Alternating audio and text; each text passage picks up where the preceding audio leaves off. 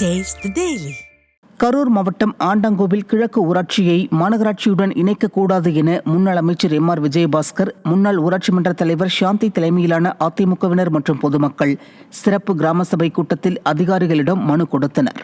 அப்போது அங்கு வந்த திமுக மாவட்ட இளைஞரணி துணை அமைப்பாளர் ராஜா தலைமையிலான திமுகவினர் ஆண்டாங்கோவில் கிழக்கு ஊராட்சியை மாநகராட்சியுடன் இணைக்க வேண்டும் என கோரி மனு கொடுத்த பொதுமக்களை மிரட்டி அராஜகத்தில் ஈடுபட்டனர்.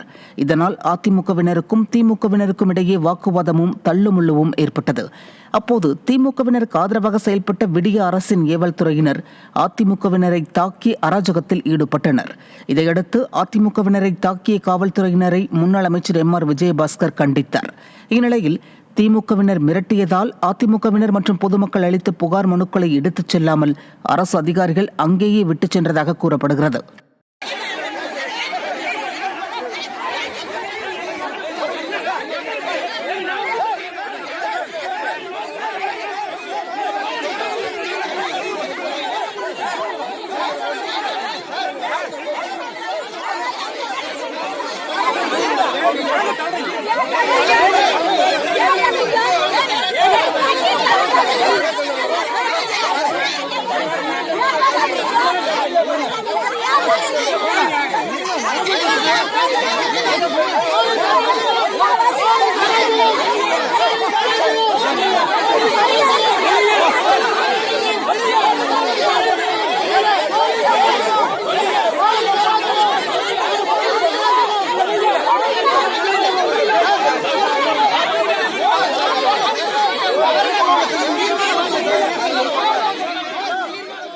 கிராம சபை கூட்டத்தில் மக்கள்கிட்ட வாங்குற மனுவை ரெக்கார்டு பண்ணி தீர்மானம் பண்ணி ஒரு நகல் காப்பி கொடுக்கணும்.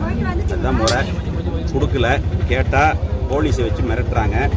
திமுகவில் 50 பேர் வந்து அவங்க ஒரு மனு கொடுத்தாங்க. நாங்கள் அந்த மனு ரெக்கார்டு பண்ணிட்டு போகிறாங்க, அதை பற்றிலாம் ஒன்றும் இல்லை. ஆனால் எந்த மனு ரெக்கார்டு பண்ணல. அந்த மனுவெல்லாம் அங்கேயே போட்டுட்டு ஆஃபீஸர் பேக் டோர் வழியே பின்னாடி போயிட்டார். போலீஸ் கூட இருந்து அனுப்பிச்சி விட்டாங்க. இந்த கிராம சபை கூட்டத்தில் எந்த விதமான மக்களுடைய மனுக்களையும் ஏற்றுக்கொள்ளவில்லை.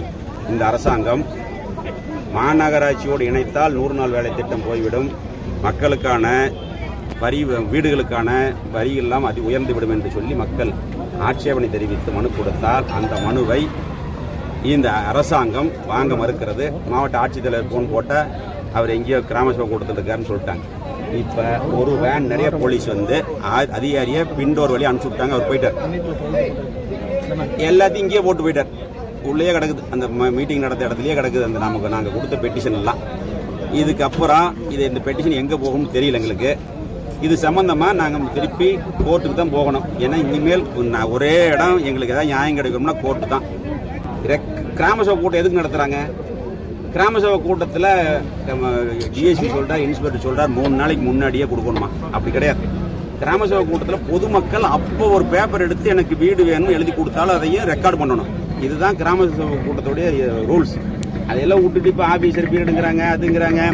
டிஎஸ்பி, இன்ஸ்பெக்டர், எஸ்ஐ, கான்ஸ்டபிள் ஒரு பட்டாளமே வந்துருச்சு. வெளியே தள்ளிட்டாங்க. அவங்க மட்டும் நாங்கள் இருக்கிறாங்க. உள்ள இருந்து என்ன வேலை செய்யறாங்கன்னு தெரியல. இதெல்லாம் அராஜகத்தினுடைய உச்சம். இதுக்கெல்லாம் முடிவு கட்டப்படும். மீறி மாநகராட்சியோட சேர்த்துனா இன்னும் 12 அமாவாசைக்கு அப்புறம் அண்ணன் எடப்பாடியார் ஆட்சி அமையும். அண்ணன் எடப்பாடியார் முதலமைச்சராக வருவார்.